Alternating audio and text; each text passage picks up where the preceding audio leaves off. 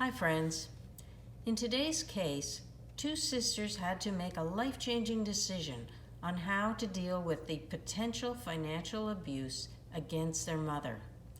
It ended up forever altering their relationship with a third sister who was criminally charged. Let me share the details because elder abuse matters.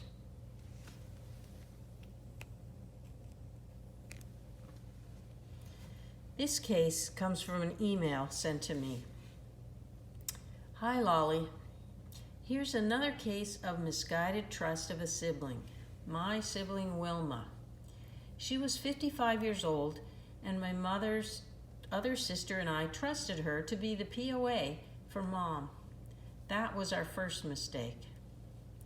Our mom was 78 and suffered from Alzheimer's disease and couldn't keep track of her finances. She asked us for help, and Wilma offered to give her a hand. As Wilma had recently retired, she would have the most time when needed to pay the bills, to take Mom to the bank, and to meet occasionally with the investment advisor.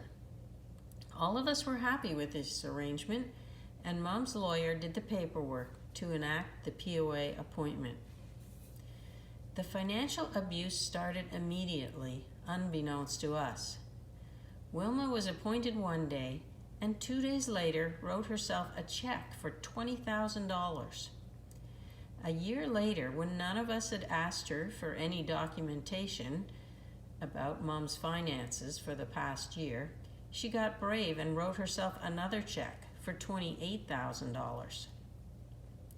A few months after doing so, my other sister mentioned to me that Wilma seemed to be enjoying life more than expected during the last year or so, based on the pension income she had previously told my sister that she received.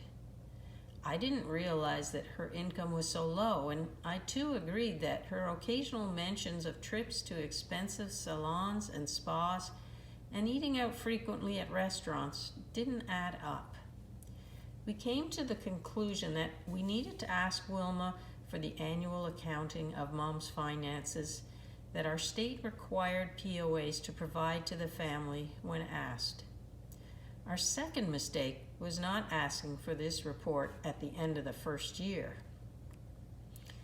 At first, Wilma said sure to our request, but we had to give her a couple of weeks to add up the bills.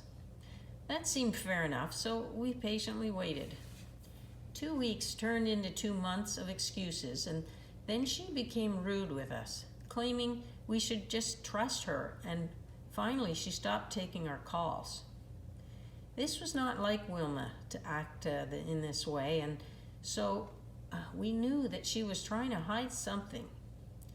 We opted not to pursue it personally with her directly and turned to Mom's estate lawyer, who agreed to call Wilma to explain how, as POA for her mother's finances, she was to carefully manage Mom's affairs, and she was prohibited to use Mom's money for herself, and that she must provide an annual accounting of the monies to her sisters.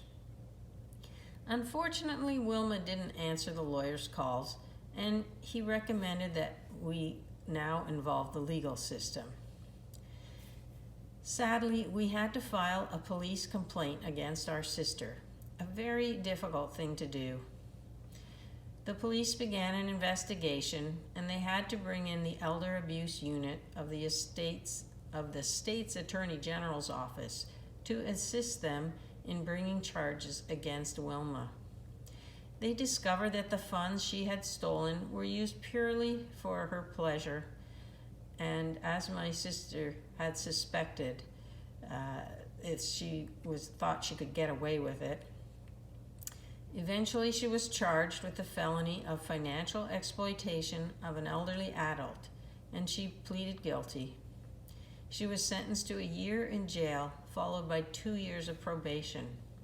She had to repay Mom's estate $48,000 plus interest, and she can never serve as POA for anyone again.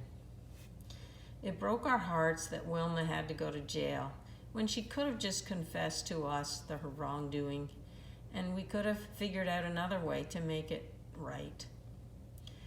We'd have asked her to repay the money, but she wouldn't have ended up spending that year in prison, having a criminal record, and ruining her relationship with her family. Wilma did ask that we never tell Mom about what she did, and we will honor that. So friends, families may share blood, but they don't always behave well with one another. And in this case, Sister Wilma lost her sense of ethics and helped herself to Mom's cash.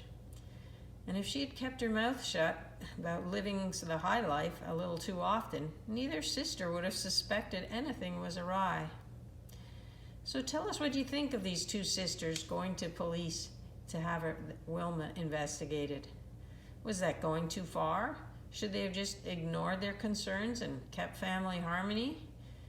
And it might have kept Wilma out of jail. So let us know what you think in the comments section below, because elder abuse matters.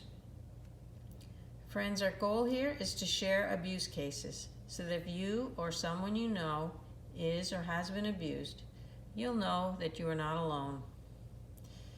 And if you think it might be helpful, why don't you write to us and tell us your story of abuse? Just look in the show notes below and you can find out how to do that. And finally, please consider subscribing to grow this channel so that together we can reduce the abuse, because elder abuse matters. Please stay safe, seek help, and know that I am praying for you.